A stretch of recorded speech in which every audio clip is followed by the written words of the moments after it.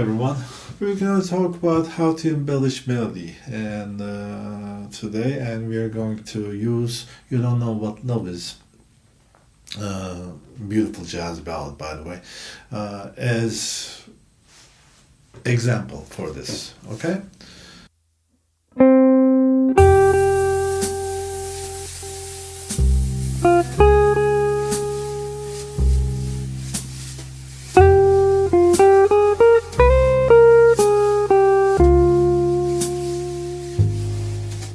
Now we heard that. We know what the melody is like. Okay, this melody gives us a few opportunities. Like we can go in between, we can color it with chords, or at some places we can start with the melody, then replace some part of it with the improvisation. But changing the melody part, replacing it with small bursts of improvisation usually doesn't happen at the opening chorus.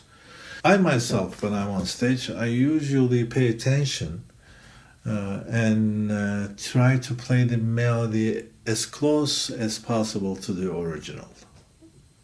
Out of respect from the composer, you can name it. But there are other people who does it so.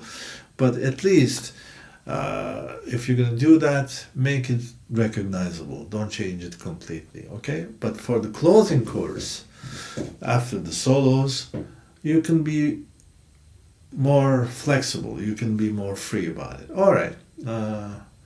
Now, here's our second example.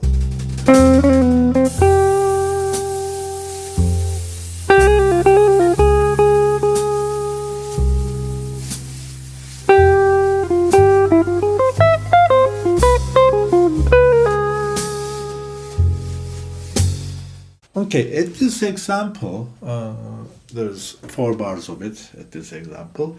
At the third bar, I start with the melody, and then I take a side road and completely improvise. Okay, this is possible. You still give the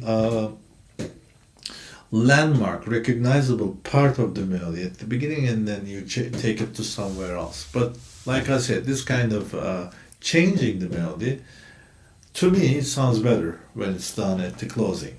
Okay, and what do I use? What do I use for improvising? I use the melody notes, but then I use some decorations, meaning neighboring tones, chromatic approach tones, and they call it enclosure these days, but I call them like combination of chromatic approach tones. Half step chromatic approach from below and whole step approach from above. So chromatic from below, whole step from above, and then finally the target note. So I'll give you another example. Check this out.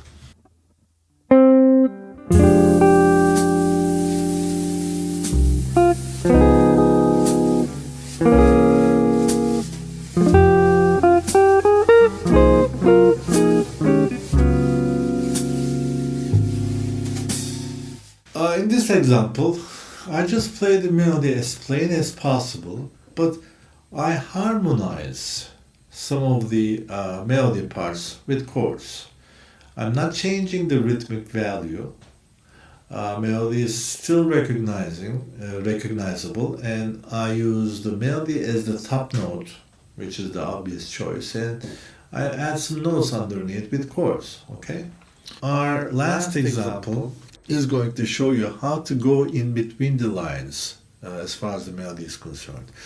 Melody says something, and then it breathes, there's space, and you use that space for like an answer, question and answer kind of thing. Okay, here we go.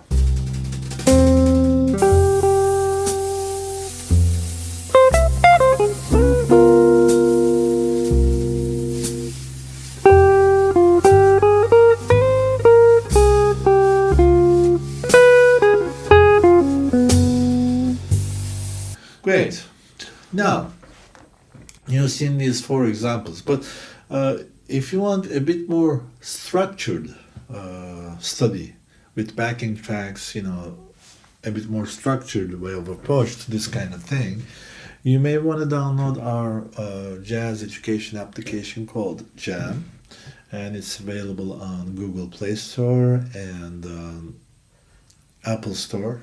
You can download it from there, and check out what we have in there. You may like it. All right, and don't forget to write me, leave me comments about which approach do you like the best, which one is your favorite.